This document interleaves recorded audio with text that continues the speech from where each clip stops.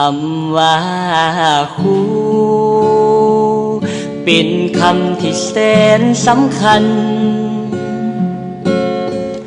ครูเป็นของขวัญที่ฟ้ามอบส่งมา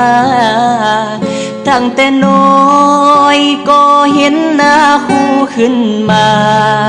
ครูเป็นแสงส่องนำพาสีนำทางให้พวกเขาโอ้บุญคุณครูนั้นมีความหมายหนักหนาเทียบเท่าท้องฟ้า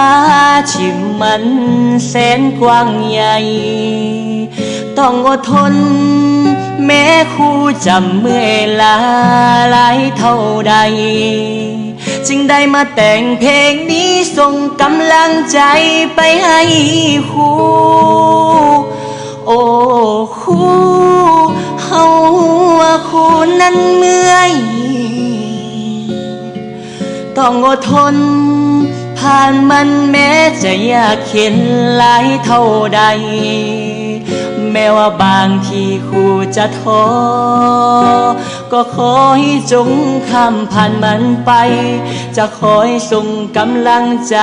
ให้อยู่เสมอ